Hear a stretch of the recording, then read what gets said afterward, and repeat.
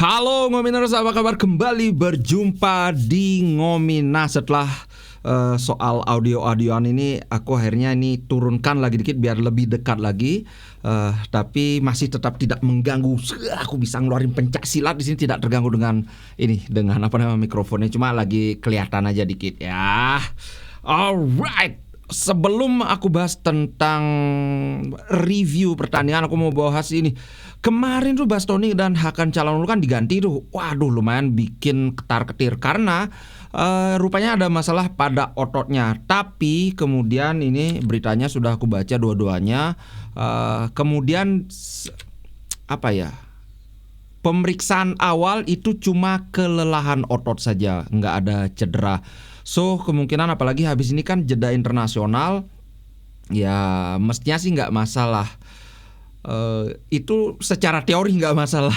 Masalahnya kan timnas itu kan suka kayak semaunya sendiri. Ini pemain yang udah agak riskan, ya tetap main aja. Habis itu kalau kawan-kawan ingat gimana kasusnya Brozovic itu 2 kali main di timnas, 2 kali juga pulang-pulang cedera. Nah ini yang kayak kita lihat dalam kasus Taremi itu kan cederanya padahal dikit, tapi dari sisi klub nggak mau ambil resiko, udah nggak usah mainkan dulu. Kemudian Lautaro juga kan cedera ringan sebenarnya, tapi kemudian lawan Lecce nggak dimainkan, nggak usah kamu main. Tapi kalau timnas mana mau dia kayak gitu, udah mereka pakai pemainnya gratis. Ya itulah kekuatan timnas kan, karena atas nama nasionalisme gitu. Alright, so ini masih akan dipantau lagi soal Hakan dan Bastoni. Tapi ya seperti aku bilang, pemeriksaan awal sih dia bilang ini doesn't seem like anything serious. Jadi kayaknya sih nggak serius gitu kata si Babang Simone. Nah baru sekarang kita bahas review pertandingan. Ada beberapa interview yang menarik dari Aslani, dari ada dari Barella juga, tapi Barella itu karena tercecer di sana kesana kemari, aku lupa apa isinya. Yang jelas dia kayak ngejekin si Thuram sih. Cuman sebelum kita bahas itu, aku mau bahas yang bikin darah lumayan mendidih ini. Yang pertama soal ini, aku liatin ya, Inter kan lawan Atalanta, itu kan Inter menang. Siapa sih yang ngelihat pertandingan kemarin itu? Bukan kemarin ya, tadi pagi itu ngelihat ada kayak intervensi wasit, apa wasitnya nggak adil. Siapa? Tapi yang ada itu malah, lihat ini, gambar ini dipermasalahkan saudara. Jadi lihat itu pakai gelang Inter, ini adalah si Rocci namanya, orang yang tugasnya menentukan wasit pertandingan. Padahal ini kan cuma lanyard biasa. Kalau kita pikir ini kan normal banget. Itu kan pertandingan Inter yang jadi hostnya, jadi kandangnya. Ini kan tamu-tamu, nggak mungkin kan dia beli tiket gitu kan. Nah, pastilah masuk lewat jalur dalam, dikasih tiket VIP atau apalah gitu. Nah kan wajar aja dikasih tanda pengenal. Buat kawan-kawan yang lanyard itu ini aku tunjukin. Ini hal yang sangat sangat lumrah. Tuh ini yang bisa dipasang di tangan ini. Terus ada, kalau biasanya selama aku kerja di kapal sih biasanya digantungin di leher aja. Bayangkan yang gitu-gitu aja jadi bahan gitu. Yang jadikan bahan itu nggak ngaca gitu. Kemudian ada lagi yang bikin darah lebih mendidih lagi. Ini sebenarnya ya banter-banteran aja, tapi ya aku nggak pernah kayak menghindar dari banteran kayak gini nih. Juventini forever. Woi, merasa dendam dengan Juve karena pemainnya dibajak. Atalanta rela mengalah dari KW-nya agar Juve dipepet di puncak klasemen sementara. Sebagai imbalannya, Atalanta mendapat pesangon dari panitia karena sukarela memberi 3 poin untuk klub titipan panitia. Ini taruh aku matiin dulu. Oke. Dia tuh udah nggak dapat bahan untuk menyerang, yang kayak gini dipakai nyerang gitu loh. Padahal sebenarnya aku bukan mau bersombong atas kemenangan Inter lawan Atalanta. Karena apa? Karena Atalanta ini lagi tim yang lagi emergency. Mereka memang beli banyak pemain kan, mereka beli Retegui, mereka siapa lagi ya, banyak yang, tapi di sisi lain mereka kehilangan banyak sekali pemain. Scamacca cedera, Koopmeiners diambil Juventus, kemudian ini yang dibilang katanya dendam karena dibajak Juventus. Mana ada dendam, orang tim sekelas Atalanta dikasih duit 51 juta ya mereka happy lah. Kemudian apalagi Ademola Lookman juga kabarnya mau ke mana itu, ke PSG, tapi ternyata ada masalah dan nggak jadi. So menurutku ini adalah sebuah hal yang wajar. Inter menang, walaupun ya nggak nyangka juga menangnya bakalan 4-0. By the way, FYI, pertandingan terakhir lawan Atalanta di musim lalu kita juga menangnya 4-0. Waktu itu bahkan Atalanta itu lagi ganas-ganasnya loh. Nggak kayak sekarang di mana Atalanta ini lagi kayak mode lampu kuning kan. Apanya yang klub titipan panitia? Sampai aku sempat ngobrol di grup itu, Inter dari mana dapat duit untuk nyogok panitia? Buat beli pemain aja nggak ada itu. Terus aku bilang, oh bisa jadi karena duitnya itu habis buat nyogok panitia. Terus siapa itu ada nyaut ya, joke aja, emang panitia liga mau dibayarnya dicicil sama dibayar murah.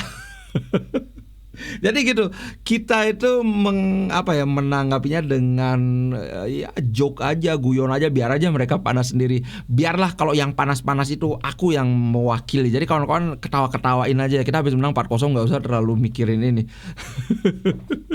Oke, sorry ini agak kelamaan, soalnya unek-unek aja ya dulu. Berikutnya kita bahas tentang permainan ini. Aslani sudah 3 pertandingan dia selalu diberi kesempatan untuk bermain. Terutama tadi itu kan karena seperti yang aku bilang di awal, si Hakan memang ada masalah di ototnya.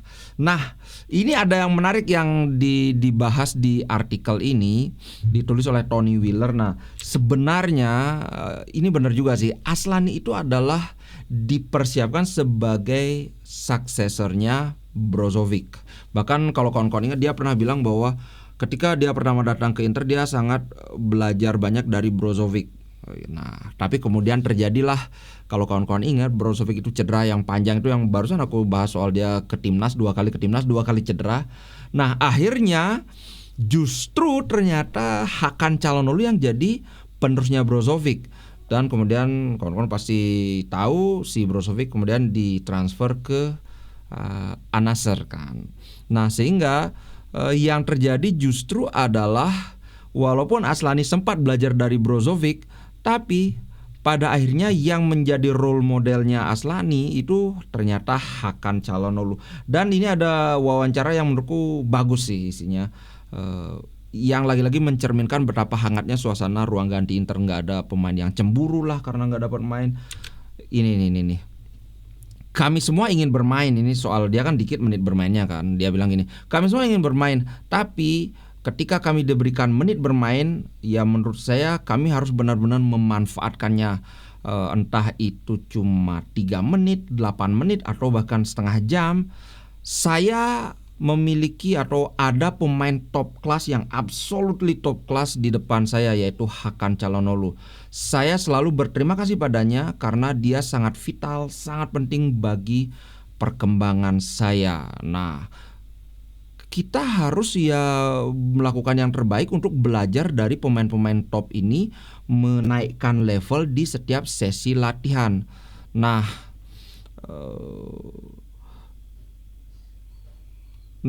kemudian dia tentang perburuan gelar juara ini. Yang perlu disadari adalah akan susah untuk mengkonfirmasi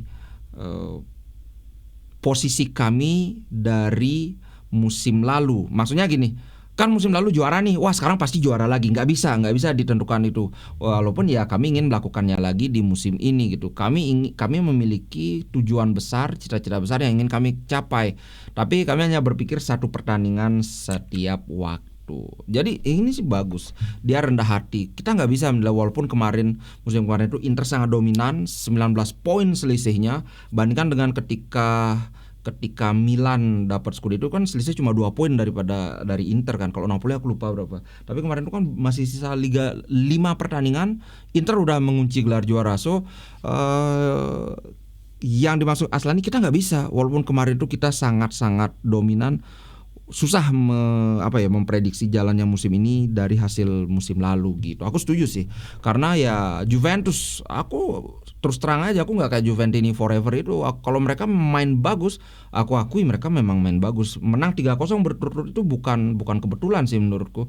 Dan seperti yang aku bilang sebelumnya, mereka melakukannya dengan banyak pemain muda di skuadnya. Jadi at least secara fisik ini Juventus bagus banget, dan kelihatannya ini akan panjang.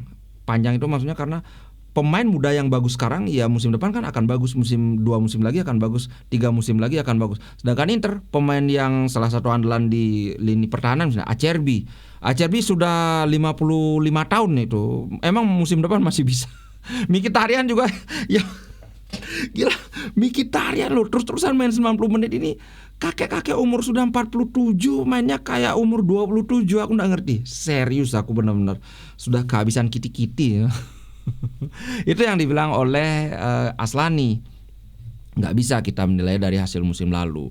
Nah, Inzaghi memuji mentalitas Thuram dan kelaparannya setelah kemenangan 4-0 ini. Wah, dia bilang ini, kita simak ininya ya, interviewnya ya.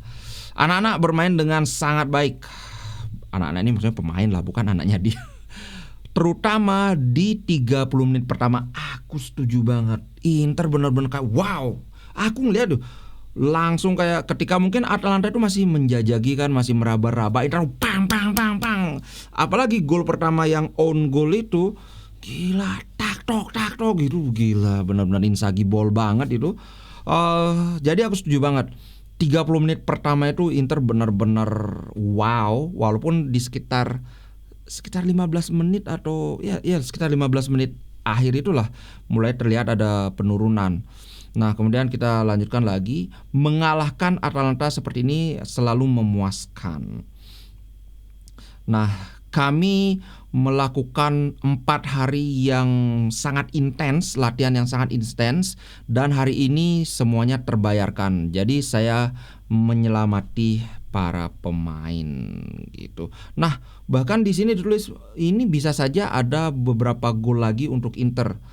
Tapi ini yang kemarin diprotes. Mereka sepertinya terlalu ingin untuk mengoper kepada rekan setimnya, atau melakukan sesuatu yang magic, yang wow, alih-alih sesuatu yang klinikal, yang klinis, yang yang efektif gitu loh. Terutama Marco Arnautovic ini yang benar-benar diprotes. Ngapain lagi? Yang Taremi aja kelihatan agak terkejut, loh kok dibalikin bolanya kayak gitu. Ini lucu sih kemarin. Sayangnya bola itu dibalikin ke Taremi, itu sudah dijepit sama 2 pemain Atalanta. Itu harusnya udah di syuting aja sih. Kayaknya Arnautovic ini memang lagi mengalami krisis kepercayaan diri sih dia. Kemudian dia lanjutkan lagi, mari kita tidak melupakan bahwa kami berhadapan dengan tim yang sangat bagus. Para pemain menunjukkan konsentrasi yang hebat. Kami sangat sedikit memberi mereka memberi ruang, memberi kesempatan untuk melakukan game plan mereka kayak gitu. Nah, kemudian tentang Thuram, wow, Thuram mulai mendapatkan lebih banyak lagi pengalaman di Serie A dan melanjutkan momentum dari musim lalu. Semua ini dimulai dari mentalitas dia dan kelaparan dia. Dia kembali ke sesi latihan, ke pusat latihan itu lebih awal dari vacation karena dia tahu bahwa kami membutuhkan dia. Para striker performanya bagus. Saya menyukai Taremi dan Arnautovic ketika mereka masuk. Dan kami harus tetap menjaga standar itu tetap tinggi gitu. Nah, kemudian yang Hakan ini kan tadi sudah aku bahas bahwa ya minor aja, itu cuma kelelahan otot aja. Dan dia tutup dengan kami harus bekerja setiap hari untuk terus meningkatkan standar. Para pesaing kami melakukan investasi yang besar dan mendapat penguatan yang hebat, tapi kami akan terus berusaha sampai akhir. Wow, gitu. Agak nyenggol dikit bahwa ya ini tim-tim lain itu investasi besar-besaran, tapi kami akan tetap nge-push Ingat gak, ini kan salah satu trade Inzaghi yang disukai oleh Marotta. Nggak banyak neko-neko. Kalau yang lain kayak misalnya Conte pingin Lukaku. Kalau Inzaghi kan ya udah deh, kalau nggak bisa ngasih striker baru, yang penting yang ini ya udah jangan dijual, saya akan pakai ini. Itu sih Korea sama Arnautovic kan. Inzaghi ini memang nerimo gitu. Pelatih paling apa ya, kalau di Bali itu istilahnya ada tuare. Ada atau tidak ada kayak gitu, artinya ya apa yang ada itu yang dipakai gitu. Wih, kemudian ini lagi Inzaghi dan Thuram menerima pujian besar-besaran dalam kemenangan 4-0 ya. Ya benar sih. Ini lebih ke apa namanya ya? Jalannya pertandingan. Nah, aku ulas sedikit aja ya, karena ini bagus sih analisanya. Sekitar 90% aku setuju dengan analisa ini. Pelatih Inter Inzaghi menerima skor 8 dari Gazzetta untuk bagaimana dia men-setup permainannya. Atalanta tentu saja adalah lawan tangguh, tapi Inzaghi melakukan pendekatan yang tepat. Kemudian Inter bisa mengimbangi fisikalitas Ladea, Atalanta namanya Ladea, dan drag itu kayak narik kesana kemari, menyeret pemain-pemain lawan itu kesana kemari di sekeliling lapangan sehingga bisa membuat celah untuk mereka. Nah, ini aku setuju banget. Inter semakin mirip seperti performanya di musim lalu di pertandingan ketiga ini. Kombinasi atau formasi 3-5-2 terlihat semakin well oiled, itu semakin mulus, kayak mesin yang baru dikasih oli itu kan semakin lancar kan, dan semakin efektif. Dan tentunya ya satu pemain yang benar-benar secara khusus dipuji oleh Gazzetta, tentu saja siapa lagi kalau bukan Marcus Thuram. Marcus Thuram ini gila, aku mau bahas di sini ya. Kita lihat, nah ini seperti biasa kalau kawan-kawan ingat aku kan selalu, nah ini dia, jeng. Dari SofaScore, aku akan mulai dari Marcus Thuram. Aduh, nggak kelihatan ke kiri. Nah ini dia. Marcus Thuram bermain 79 menit, dia mencetak 2 gol. Tapi kontribusi dia tuh bukan cuma 2 gol saja. Terlebih lagi kalau kawan-kawan lihat di sini, expected goal dia itu cuma 0,48. Wow. Kemudian dia ada 2 shot on target, itu semuanya berbuah gol. Ada 2 shot dia yang diblok. Kemudian mengenai tiang gawang. Akurasi passingnya sampai 82%. Kemarin itu memang sangat layak sih aku lihat Thuram menjadi man of the match, karena memang gila sih performanya Thuram ini. Dari 3 pertandingan ini aku lihat kemarin tuh memang bukan kemarin, lagi-lagi aku bilang kemarin. Memang tadi dini hari itu adalah performa terbaik Thuram di musim ini. Selamat, dia terpilih sebagai man of the match, menurutku sangat layak dia dapatkan. Nah, setelah Thuram, kalau aku memilih yang kedua, performa terbaik kedua adalah Barella dengan nilai 7,9. Barella ini bukan, ngomong-ngomong, aku memilih Barella sebagai pemain kedua terbaik itu bukan karena dia nyetak gol, bukan. Tapi memang secara teknis dia sangat bagus, bisa menjaga aliran bola itu. Kadang dia link up play, kadang dia dribble ke depan, sangat-sangat menghidupkan lini tengah. Barella luar biasa, mantap sekali Barella. Terutama ya jelas golnya itu, bisa pasti itu akan jadi goal of the week. Bahkan dengar-dengar itu bisa jadi kandidat goal of the season. Luar biasa. Sampai Steven Zhang aja bikin di ininya, di story-nya itu tentang ini. Dia golnya Barella itu dia posting, itu luar biasa. Ngomong soal Steven Zhang, aku kangen sama Steven Zhang. Itu presiden the best sih setelah Moratti. Sayang sekali ya, situasi ekonomi berkata lain. Kemudian Barella ini dia memang cuma 41 yang akurat, itu 80%. Agak jauh sih dibandingkan metronom lapangan tengah kita. Tahu nggak berapa ininya? Akurasi passingnya 98%. Artinya Dia melakukan 45 passing, itu cuma satu yang meleset. Cuma satu umpannya dia meleset. Gila Hakan ini. Makanya ketika kemarin Hakan, aduh ini digantikan, ini katanya ada apa namanya masalah di ototnya, wah langsung dudak. Tapi ternyata katanya nggak apa gitu. Hakan Calhanoglu kemarin kan ada tembakan dia yang bagus sekali itu. Kita lagi-lagi aku diingatkan betapa beruntungnya kita bisa mendapat Hakan secara gratis dari kakak tiri kita. Terima kasih AC Milan. Nah, untuk lini pertahanan aku tidak akan ulas terlalu banyak. Karena apa? Karena ini bukannya aku menghina Atalanta ya, tapi Atalanta itu nggak terlalu bagus sih serangannya. Memang ada mereka, kalau kita lihat dari ini ya, dari apa namanya, dari statistik pertandingan ini, dari statistik pertandingan itu mereka jangan dong kesini nak. Sorry tadi ada gangguan sedikit. Nah aku lupakan sampai mana tadi. Si Sommer yang harus ini tidak apa ya, nggak bisa habis kopinya karena lagi datang, tapi peluangnya nggak berbahaya sih. Dia melakukan at least satu penyelamatan, kemudian ada satu ngambil bola di atas yang umpan crossing itu.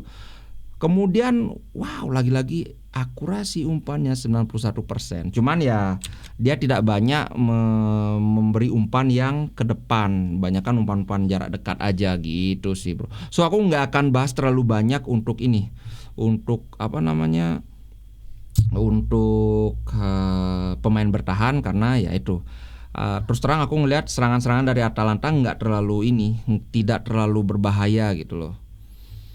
Alright. Setelah kita bahas pemain, aku ingin bahas ini. Ada suatu perbedaan, tapi perbedaan ini belum tentu beneran begitu, karena ini kan baru 3 pertandingan ya. Dari 3 pertandingan awal ini adalah Inter tidak terlalu banyak membukukan peluang. Tetap Inter menguasai permainan, tapi peluangnya tidak terlalu banyak. Di sisi lain Inter sangat efektif. Kalau kawan-kawan lihat ini, big chance itu hanya 3, tapi golnya 4. Big chance itu ya tahu ya, kan sudah pernah aku jelaskan apa itu big chance. Nah, total shot itu, total peluang cuma 13. Kalau sebelum-sebelumnya itu kita 20, 21, 25, bahkan pernah sampai 30 ada tembakan, tapi golnya bisa 1, 2, 1 kayak gitu. Kalau kita lihat shot on target itu 4, golnya 4. Dengan kata lain ada satu tembakan yang on target tapi tidak berhasil berbuah menjadi gol, karena satu gol pertama itu kan own goal ya. So ini apakah suatu pertanda bahwa Inter sekarang ini menjadi sebuah tim yang memainkan sepak bola yang sangat efektif, jadi kayak tidak akan melakukan tembakan kalau tidak yakin banget ini akan berhasil atau bagaimana? Tentunya kita masih belum bisa menilai karena ini baru 3 pertandingan, masih terlalu dini ya. Itu sih guys. Nah, kalau kita lihat di klasemen Serie A, itu aku liatin dulu ya. Saat ini Inter ada di puncak dengan 7 poin sama dengan Torino, tapi ini karena Juventus belum bermain. Kalau Juventus sudah bermain, kalau mereka menang ya jelas mereka akan ke puncak lagi dengan 6 tambah 3 ya 9 poin. Atau kalau mereka seri ini kan sama-sama 7 poinnya ya, tapi kalau mereka seri tentunya ininya akan tetap 6. Selisih golnya ini akan tetap 6. Kalau selisih golnya sama 6, maka penentuan siapa yang akan ada di atas itu akan ditentukan oleh ini. Karena Inter kan belum ketemu lawan Juventus, berarti akan ditentukan dari siapa yang mencetak lebih banyak gol. Misalnya kalau nanti Juventus itu dia serinya 3 sama, berarti kan 6 tambah 3 itu kan jadi 9, maka Juventus yang ada di peringkat atas. Walaupun ini sih bukan apa sih, peringkat 1 dengan selisih poin aja nggak terlalu berarti karena masih di awal musim ya, apalagi cuma dengan selisih gol aja, nggak perlu lah kita terlalu pusing. Juventus sendiri dia akan menghadapi siapa ya? Lazio apa ya? Sebentar. Oh, Lazio itu lawan Milan. Oh, Juventus akan menghadapi Roma di hari Senin. Kemudian besok dini hari itu Lazio lawan Milan. Wah, ini bahaya nih karena Lazio dan Roma ini sama-sama sedang terluka. Yang mana Lazio menang 1 kali, kalah 1 kali, sedangkan Roma lebih parah lagi, belum menang sama sekali. Mungkin kita bisa bilang wah itu tim ecek-ecek karena kalah terus atau karena jelek performanya. Tapi apa ya, kayak anjing yang terpojok itu bisa ngigit, itulah. Kita lihat aja nanti. Besok kita laporkan atau di ngomlah aja lah ya, biar nggak usah lah kita bahas tim lain di sini, lupa aku sudah terlanjur ini. Oke, itu dulu untuk konten kali ini, sampai jumpa di konten berikutnya. Jangan lupa buat kawan-kawan yang ingin mensupport bisa dengan banyak cara, dengan subscribe, dengan nonton, itu sudah ya sangat apa ya, dapat AdSense ya. Sebenarnya aku nggak boleh nyuruh orang nonton biar aku dapat AdSense, nggak boleh itu. Atau bisa dengan memberikan like, dengan memberikan komentar, dengan menjadi member, kemudian bisa juga dengan nyawer. Linknya aku sertakan di deskripsi video. Oke, terima kasih banyak, sampai jumpa di konten berikutnya. Ciao.